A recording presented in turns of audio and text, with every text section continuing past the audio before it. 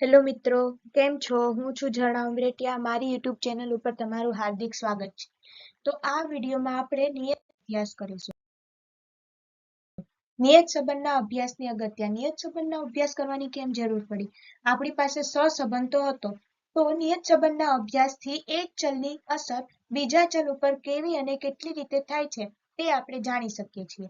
તો સહસંબંધની મદદથી આપણે એ જાણી શકાતું હતું કે તેની વચ્ચે ધન સહસંબંધ છે, ઋણ સહસંબંધ છે, અથવા તો સહસંબંધનો અભાવ છે, એટલે કે એક ચલની અસર બીજા ચલ ઉપર કેવી રીતે થતી હતી તે આપણે જાણતા હતા. પણ નિયત સંબંધથી કેટલો ફેરફાર થાય છે, કેટલી અસર થાય છે એક ચલની બીજા ચલ ઉપર, તે પણ આપણે અહીં જાણી શકીશું.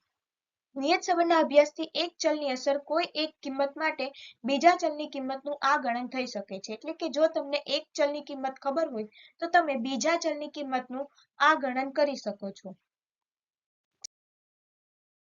સંબંધ રેખાનું અન્વયોજન. બે સહસંબંધિત ચલોની વચ્ચેના સંબંધનો શ્રેષ્ઠ અંદાજ આપતી નિયત સંબંધ રેખા મેળવવાની પદ્ધતિને નિયત સંબંધ રેખાનું અન્વયોજન કહે છે. તો તેમાં નિયત સંબંધ રેખાના અન્વયોજન માટેની બે રીત છે, વિકર્ણ આકૃતિની રીત અને ન્યૂનતમ વર્ગોની રીત. જેમાં વિકર્ણ આકૃતિની રીત એ સૌથી સરળ અને ઝડપી રીત છે. તો વિકર્ણ આકૃતિની રીતથી આપણે સાપેક્ષ ચલ y ની શ્રેષ્ઠ અનુમાનિત કિંમત જ મળે તેવી કોઈ ખાતરી નથી. એટલે કે આપણે ગ્રાફ દોરવાનો હોય છે, એ x અક્ષ ઉપર x ચલ બતાવો, y અક્ષ ઉપર કોઈ બીજો y ચલ બતાવો અને તેના અનુરૂપ પોઈન્ટ જોડી દો અને તમે ડાયાગ્રામ દોરી દો, તો એ પ્રમાણે ખાલી આલેખ જ મળશે તમને. તેના ઉપરથી તમે એક કિંમત પરથી તમે બીજી કિંમતનો અંદાજો મેળવી શકશો નહીં. તેથી આપણે જો શ્રેષ્ઠ અન્વયોજિત નિયત સંબંધ રેખા મેળવવી હોય તો આપણે ન્યૂનતમ વર્ગની રીતનો ઉપયોગ કરવામાં આવે છે. ન્યૂનતમ વર્ગની રીતમાં શું કરવાનું હોય છે, તો કે આપણે નિયત સંબંધ રેખાનું સમીકરણ છે y cap is equal to a plus bx. તો તેમાં જે a અને b છે ને, એ એવી રીતે મેળવવામાં આવે છે કે જેથી તેને ત્રુટીનો જે વર્ગ છે એનો સરવાળો ન્યૂનતમ થાય. તો નિયત સંબંધાંક એટલે શું? તો નિયત સંબંધાંક એટલે કે એક ચલની કિંમતમાં એક એકમનો વધારો કે ઘટાડો થતા બીજા ચલની કિંમતમાં કેટલા એકમનો કે વધારો થાય છે તે આપણે જાણી શકીએ છીએ. તો નિયત સંબંધાંક એ વૃદ્ધિ દર દર્શાવે છે. જ્યારે બે ચલો x અને y પરસ્પર સંબંધિત ચલો હોય ત્યારે બે પ્રકારના નિયત સંબંધાંકો જોવા મળે છે. એટલે કે નિયત સંબંધાંક એટલે કે એક ચલની કિંમતમાં વધારો કે ઘટાડો થયો તો બીજા ચલમાં એની સાપેક્ષે કેટલો વધારો કે ઘટાડો થાય છે તે આપણને અંક જે બતાવે તે અંકને નિયત સંબંધાંક કહે છે. હવે તે બે પ્રકારના હોય. આપણી પાસે બે ચલ છે x અને y, તો y નું x પરનું પણ મળી શકે અને x નું y પરનું પણ મળી શકે. જો y નો x પરનો નિયત સંબંધાંક મળે તો એને byx વડે બતાવવાનો, અને જો x નો y પરનો નિયત સંબંધાંક મળે તો એને bxy વડે બતાવવાનો. હવે જે આ byx અને bxy છે અલગ અલગ સૂત્રથી મળી શકશે આપણને.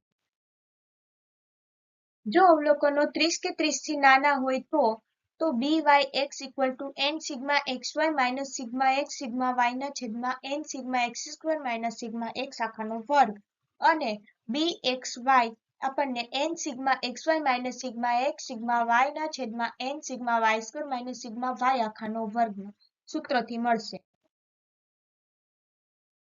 હવે જો અવલોકનો 30 કે 30 થી મોટા હોય તો byx equal to sigma x minus x bar y minus y બાર છેદમાં સિગ્મા x માઇનસ x બાર નો વર્ગ અને byx કઈ રીતે મળશે, તો સિગ્મા x માઇનસ x બાર y માઇનસ y બાર ના છેદમાં સિગ્મા y માઇનસ y બાર નો વર્ગ. હવે તમને એવું થશે કે અલગ અલગ સૂત્ર માટે અલગ અલગ યાદ રાખવાનું. byx શોધવું હોય તો આ સૂત્ર, bxy શોધવું હોય તો આ સૂત્ર, 30 થી મોટા હોય તો આ, 30 થી નાના હોય તો આ. તો હવે તમારે કઈ નહીં કરવાનું, એક સૂત્ર યાદ રાખી લેવાનું.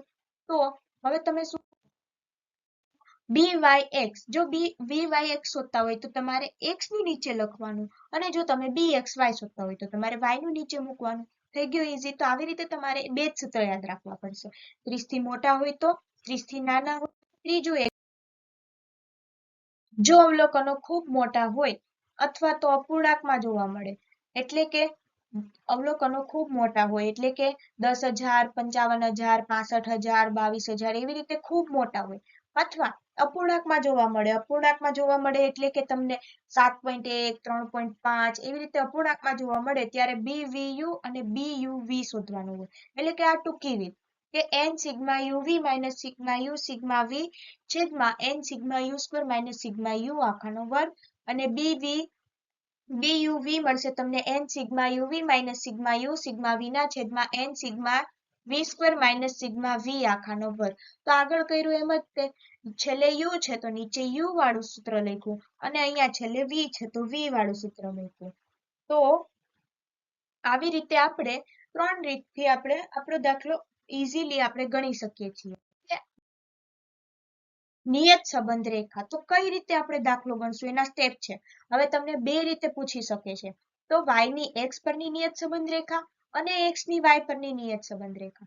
તો પહેલું સ્ટેપ શું કરવાનું, જો તમે આવી રીતે સ્ટેપ બાય સ્ટેપ દાખલો ગણશો ને તમારી ક્યાંય મિસ્ટેક નહીં થાય અને દાખલો તમારો એક્ઝેક્ટ સાચો પડશે. પહેલું સ્ટેપ છે તમારે x બાર અને y બાર બંનેમાં સેમ પહેલું સ્ટેપ સરખું x બાર અને y બાર શોધી દેવું. બીજું અવલોકનને અનુરૂપ બી વાય એક્સ, જો તમે y ની x પરની શોધતા હોય તો પહેલા y આવશે અને પછી x આવશે એટલે કે બી વાય એક્સ શોધવાનો.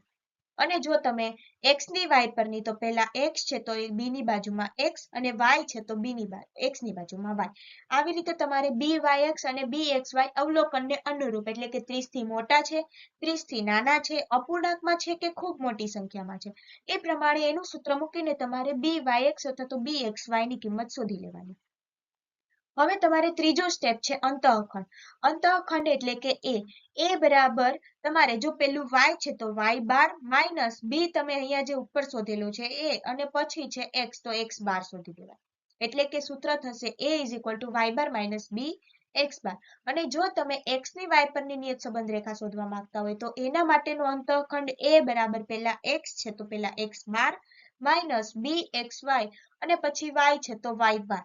એટલે કે સૂત્ર થશે તમારું a is equal to x bar minus b y bar. તમારે આમાં પણ કઈ ગોખવાની જરૂર નથી, જે તમારું પહેલા હોય એ પહેલા લખો, એની પછીનું છે એ પછી લખો.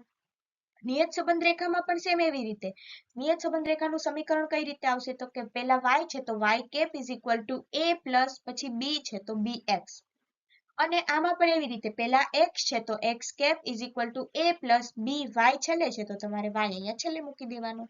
અને તમને એવું કીધું હોય કે x બરાબર આ કિંમત મૂકતા તમારે y નું કિંમત શોધવાની છે તો તમારે x ની જગ્યાએ જેટલી કિંમત આપેલી હોય તે મૂકી દેવાની અને y ના કિંમતનું અન્વયોજન કરી દેવાનું.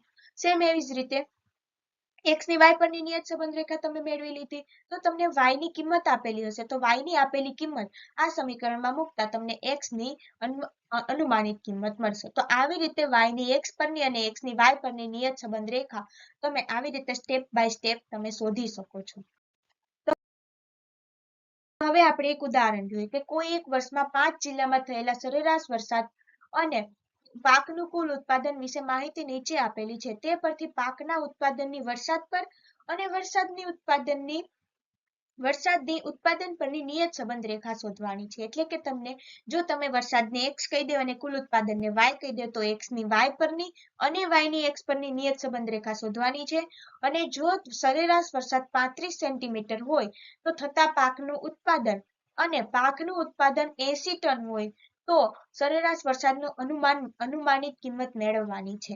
એટલે કે તમને x ની કિંમત આપેલી છે અને y મેળવવાની છે અને તમને y ની કિંમત આપેલી છે અને આપણે x મેળવવાની છે. તો આ દાખલો આ ટેબલને આપણે ઊભી રીતે કરતા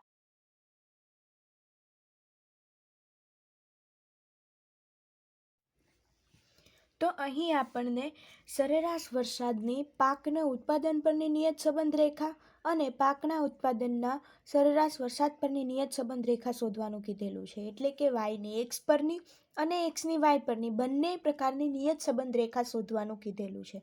તો આપણે તેના માટે બંને પ્રકારના નિયત સંબંધાંકો શોધવા પડશે. એટલે કે બી એક્સ વાય અને બી વાય એક્સ શોધવા પડશે. હવે સૂત્ર આપણે ગોખવા બેસવાનું નહીં. તેના માટે શું કરવાનું તો કે જે છેલ્લું હોય ને બી એક્સ વાય અથવા તો બી વાય એક્સ એમાં જે છેલ્લું હોય ને તે જ આપણે લખી દેવાનું નીચે છેદમાં. અહીંયા છેલ્લે વાય હતા તો આપણે અહીંયા નીચે છેદમાં વાય માઇનસ વાય બારનો સ્ક્વેર કરેલો અને અહીંયા છેલ્લે એક્સ છે તો એક્સ માઇનસ એક્સ બારનો સ્ક્વેર કરેલો. હવે આપણે જે કિંમતો જોઈએ છીએ તે આપણે કોષ્ટકમાં મૂકતા. એટલે કે આપણને એક્સ માઇનસ એક્સ બાર જોઈશે, બીજું વાય માઇનસ વાય બાર જોઈશે, બંનેનો ગુણાકાર જોઈશે એટલે કે x minus x bar Y minus Y બાર પછી x માઇનસ એક્સ બાર અને y માઇનસ વાય બાર બંનેનો સ્ક્વેર એટલે કે x માઇનસ એક્સ બારનો વર્ગ અને y માઇનસ વાય બારનો વર્ગ. તો હવે આપણે કિંમત શોધતા તો તેના માટે આપણને એક્સ બાર અને વાય બારની જરૂર પડશે. તો અહીં આ બધાનો સરવાળો આપણને એક્સનો સરવાળો મળશે સિગ્મા એક્સ એટલે કે 155 અને વાયનો સરવાળો કરતાં આપણને મળશે સિગ્મા વાય કે જે આપણને 450 મળશે. તો પહેલું સ્ટેપ એક્સ બાર બરાબર સિગ્મા એક્સના છેદમાં એન એટલે કે 155ના છેદમાં એન 1 2 3 4 ને 5 એટલે આપણને મળશે 31 અને વાય બાર બરાબર સિગ્મા વાયના છેદમાં એન કે જે આપણને 450 મળેલું છે અને એન બરાબર 5 છે તો આપણને વાય બાર બરાબર 90 મળશે. એટલે કે તમારે એક્સ માઇનસ એક્સ બાર આપણને 31 મળેલા છે અને વાય માઇનસ વાય બાર કે જે આપણને 90 મળેલા છે. એટલે કે તમારે એક્સના અવલોકન લેવાના અને એમાંથી 31 બાદ કરવાના. તો 25 માઇનસ 31 તો -6, 32 માઇનસ 31 તો 1, 38 માઇનસ 31 તો 7, 29 માઇનસ 31 તો -2 અને 31 માઇનસ 31 તો 0. હવે આ બધાનો સરવાળો કરતાં આપણને મળશે sigma x minus x bar કે જે લીધેલા વિચલનનો સરવાળો હંમેશા 0 મળે છે. જો અહીંયા તમને 0 નહીં મળે તો તમે અહીંયા ગણતરીમાં કંઈ ભૂલ કરી હશે તો તમને પહેલી તમારી ભૂલ અહીંયાથી પકડાઈ જશે. તો હવે એવી જ રીતે સેમ વાય માઇનસ વાય બાર એટલે કે વાય માઇનસ 90 કરવાના એટલે કે 84 માઇનસ 90 તો -6, 90 માઇનસ 90 તો 0, 95 માઇનસ 90 તો 5, 88 માઇનસ 90 તો -2 અને 93 માઇનસ 90 તો 3 અને એવી જ રીતે આનો સરવાળો કરતાં આપણને મળશે સિગ્મા વાય માઇનસ વાય બાર કે જે હંમેશા 0 મળશે. હવે એક્સ માઇનસ એક્સ બાર અને વાય માઇનસ વાય બાર બંનેનો ગુણાકાર એટલે કે આ બંનેનો ગુણાકાર -6 ગુણ્યા -6 તો +36, 1 ગુણ્યા 0 તો 0, 7 ગુણ્યા 5 તો 35, -2 ગુણ્યા -2 તો +4 અને 0 ગુણ્યા 3 તો 0 અને આ બધાનો સરવાળો કરતાં આપણને મળશે sigma x minus x bar Y minus Y બાર કે જે સરવાળો મળશે આપણને 75. હવે એક્સ માઇનસ એક્સ બારનો વર્ગ એટલે કે -6નો વર્ગ +36, 1નો વર્ગ 1, 7નો વર્ગ 49, -2નો વર્ગ +4 અને 0નો વર્ગ 0 અને આનો સરવાળો કરતાં આપણને મળશે સિગ્મા એક્સ માઇનસ એક્સ બારનો સ્ક્વેર કે જે આપણને 90 મળશે.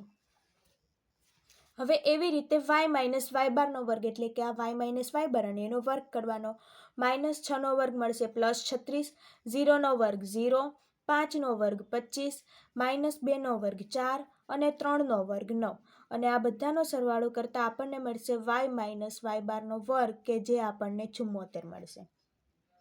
તો હવે આ બધી કિંમતને આપણે એક અલગથી લખી લેતા sigma x minus x bar Y minus Y બાર કે જે આપણને 75 મળેલું છે.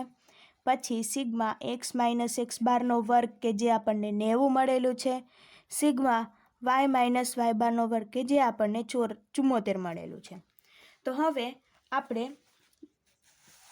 આગળ જોયું તે પ્રમાણે પહેલું સ્ટેપ છે તમારું એક્સ બાર અને વાય બાર શોધવાનું. પછી બીજું સ્ટેપ છે કે એક્સની વાય પરની નિયત સંબંધ રેખતા હોય તો તેનો નિયત સંબંધાંક શોધવાનો અને વાયની એક્સ પરની નિયત સંબંધ રેખા શોધતા હોય તો તેનો નિયત સંબંધાંક શોધવાનો. એટલે કે એક્સની વાય પરની નિયત સંબંધ રેખા માટે અને વાયની એક્સ પરની નિયત સંબંધ રેખા માટે. જો તમે એક્સની વાય પરની નિયત સંબંધ રેખા શોધતા હોય તો તેનો નિયત સંબંધાંક બી કહેવાય, બંનેમાં બી જ આવશે પણ લખવું કઈ રીતે તો પહેલું હોય એ પહેલાં લખવાનું, પછી હોય એ પછી લખવાનું.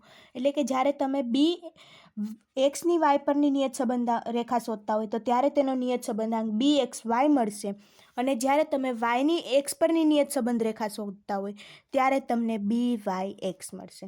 હવે તેનું સૂત્ર લખતા અવલોકન 30થી મોટા છે તો sigma x minus x bar Y minus Y બાર છેદમાં સિગ્મા, હવે અહીંયા છેલ્લે વાય છે તો વાય માઇનસ વાય બારનો વર્ગ. હવે એવી રીતે અહીંયા આવી રીતે કરી દેવાનું, sigma x minus x bar Y minus Y બાર છેદમાં છેલ્લે એક્સ છે તો એક્સ માઇનસ એક્સ બારનો વર્ગ. હવે sigma x minus x bar Y minus Y બાર આપણને મળેલો છે 75 અને એના છેદમાં સિગ્મા વાય માઇનસ વાય બારનો વર્ગ મળેલો છે 74. હવે આનો વર્ગ નથી કરવાનો, એટલે કે ડાયરેક્ટ તમારે 74 કે જે તમે વર્ગ કરીને જ સરવાળો કરેલો છે તો બી એક્સ વાય તમને મળશે 1.0135. હવે એવી રીતે આ શોધી લેવાનું, sigma x minus x bar Y minus Y બારની કિંમત તમને મળેલી છે 75 અને સિગ્મા એક્સ માઇનસ એક્સ બારનો વર્ગ મળેલો છે 90, તો તમને બી વાય એક્સ મળશે 0.8333. ચલો બીજું સ્ટેપ પણ કમ્પ્લીટ. આ હતું આપણું બીજું સ્ટેપ. હવે ત્રીજા સ્ટેપમાં આપણે અંતઃખંડ શોધવાનો.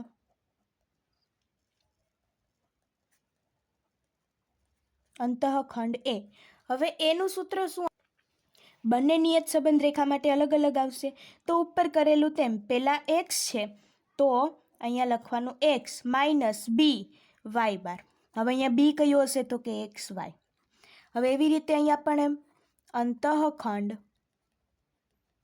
એ બરાબર પહેલાં વાય છે તો તમારે વાય બાર માઇનસ બી પછી એક્સ છે તો એક્સ બાર, અને બી અહીંયા કયો લેવાનો તો કે બી વાય એક્સ.